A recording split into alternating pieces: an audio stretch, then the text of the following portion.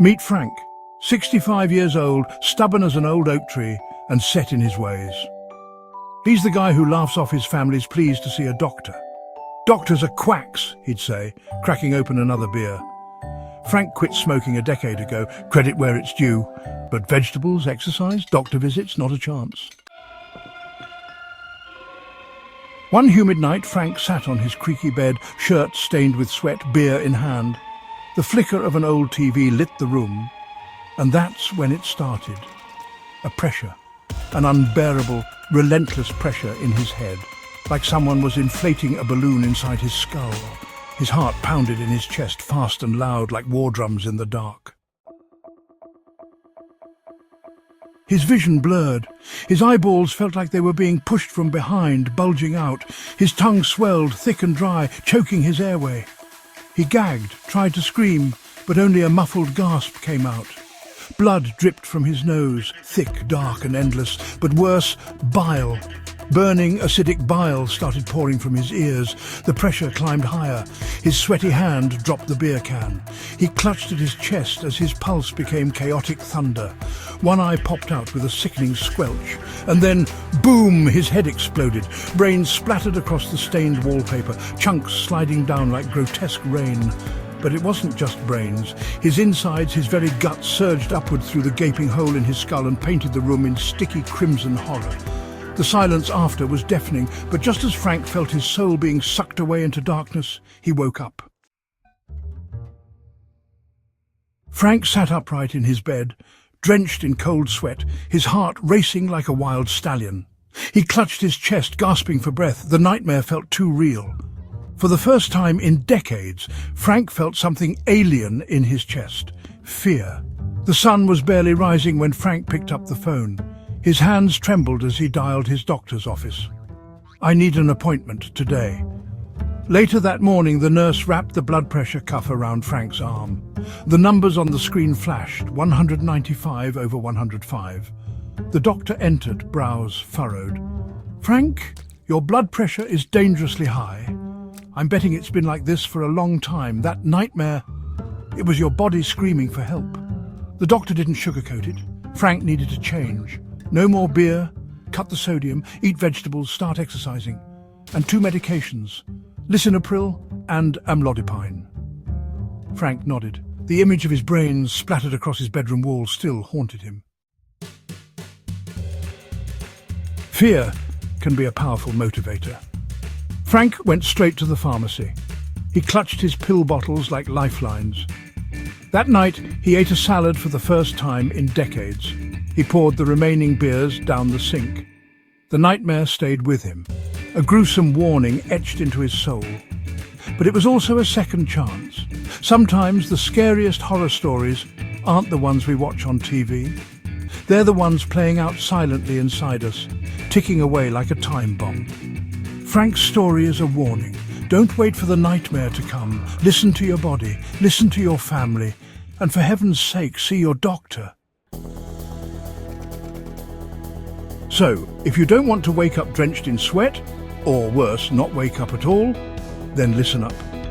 Today, we're diving into the top blood pressure medications prescribed in the United States. We'll cover how well they work, their side effects, how much they cost, hidden benefits, and which meds pair well together. Because knowledge isn't just power, it could save your life. Let's break down the most common blood pressure medications you might encounter at your doctor's office. Lisinopril, an ACE inhibitor, is often the first-line treatment for high blood pressure.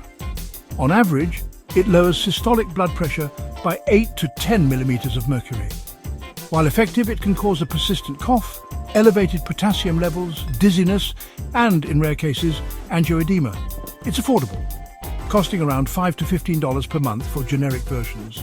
Beyond lowering blood pressure, it protects the kidneys in people with diabetes and reduces heart failure risk. It pairs well with medications like amlodipine or hydrochlorothiazide. Amlodipine, a calcium channel blocker, lowers systolic blood pressure by 10 to 15 millimeters of mercury. Its most common side effects include ankle swelling, headaches and dizziness. With a price tag of $5 to $20 per month for generics, it's widely accessible. Amlodipine also reduces the risk of stroke and heart attacks and pairs well with lisinopril or valsartan. Hydrochlorothiazide, a thiazide diuretic, works by helping the body eliminate excess fluid, lowering blood pressure by an average of 7 to 10 millimeters of mercury. Side effects include frequent urination, electrolyte imbalances, and occasional dizziness. At $5 to $10 per month, it's highly affordable. It's also helpful for fluid retention and heart failure symptoms and is often combined with lisinopril, amlodipine, or losartan. Losartan, an angiotensin II receptor blocker, or ARB, lowers systolic blood pressure by about 8 to 10 millimeters of mercury. Side effects are generally mild, with dizziness and elevated potassium levels being the most common. It costs around $10 to $25 monthly. Beyond blood pressure control, it protects the kidneys in diabetes and lowers the risk of strokes. It pairs well with amlodipine or hydrochlorothiazide.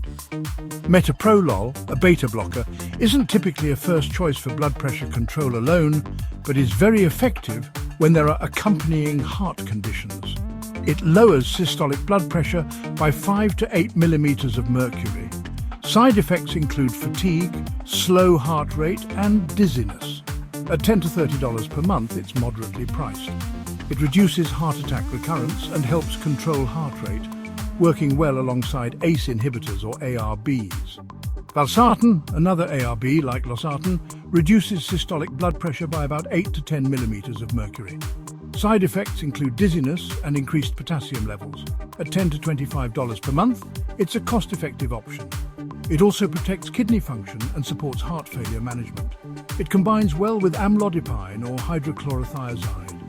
Clonidine, a central alpha agonist, is usually reserved for stubborn high blood pressure or hypertensive emergencies. It can lower systolic blood pressure by 10 to 15 millimeters of mercury. However, side effects like drowsiness, dry mouth, and dangerous blood pressure spikes, if stopped abruptly, make it less desirable for long-term use.